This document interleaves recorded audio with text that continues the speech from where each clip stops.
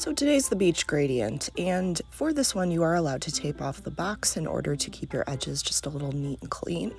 Creates a nice finishing effect. Here's a couple examples I have of the finished product.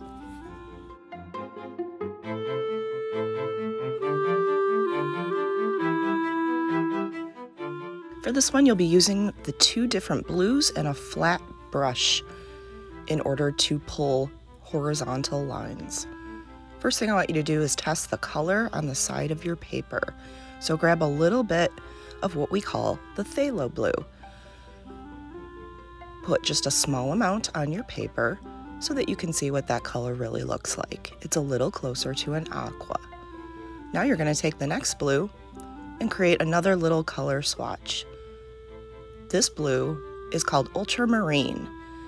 It looks more of a cobalt, and when you mix it with white, you'll get a color that's called periwinkle.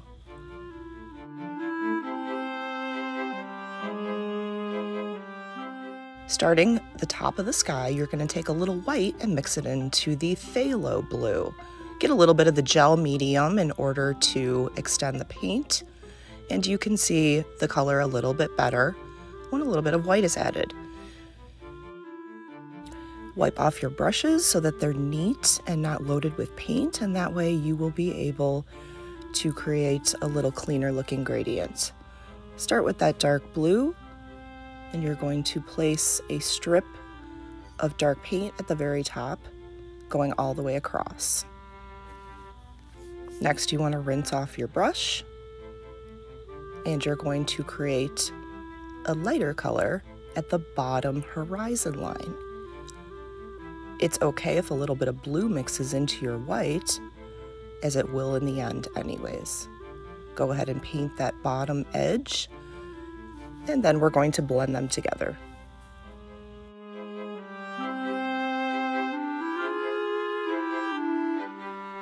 Take a little bit of the gel medium and work on the horizon line upwards and the top of the sky downwards.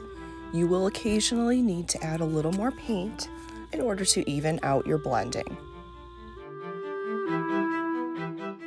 So now we're going to work on the farthest horizon of the ocean, and we're going to use the ultramarine blue to start that. I did not add any white to this one. I added a little bit of gel and mixed up my paint first.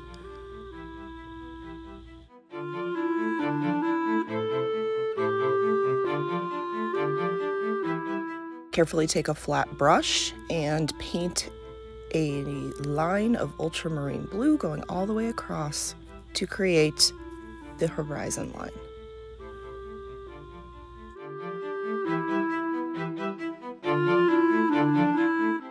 So you can extend the ultramarine down just a little bit before you start blending in the next color. Now what you want to do is start adding the phthalo blue again.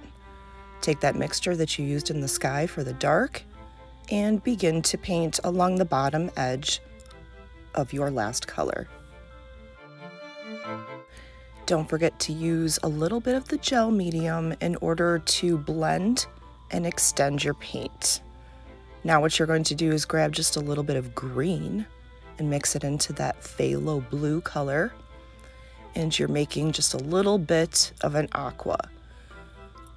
Now you're going to paint this color along the bottom edge of your phthalo blue.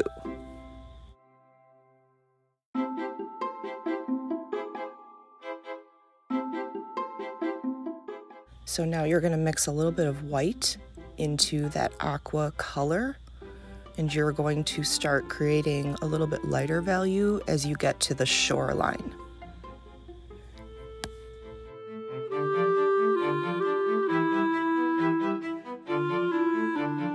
Continue blending that light aqua color towards the shoreline, and eventually it's going to transition into a little bit of white. I like to curve at the bottom just slightly, and don't forget to use that gel medium to blend and extend your paint.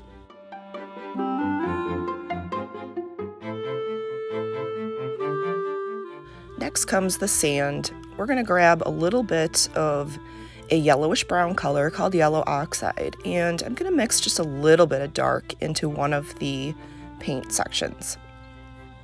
So I start by painting the bottom edge with this color, and you can even add a little bit of white to make a transition towards your shoreline.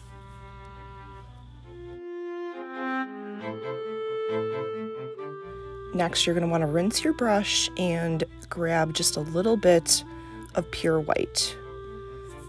Now, watch as I use a dabbing motion in order to create the shoreline. This is going to give the appearance or illusion of frothy white waves washing up on the beach. What I do is I blend a little bit into my yellow sand, and then also above into my light aqua ocean.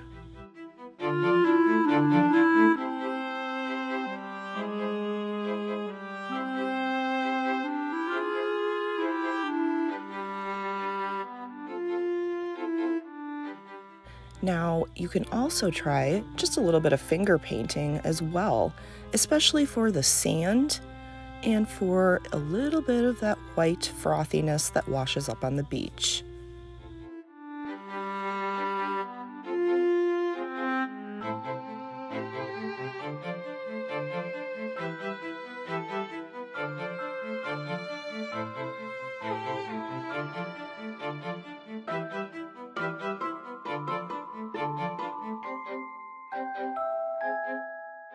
Now please be very careful when taking off your tape. Go slowly and pull away from your painting. You can use a hair dryer to warm up the tape adhesive and make it just a little bit easier to take off.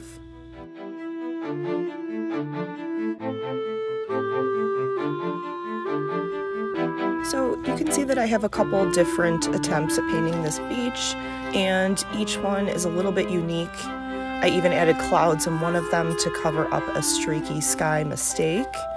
So don't be discouraged if you need a little extra practice before this comes out looking the way you want to.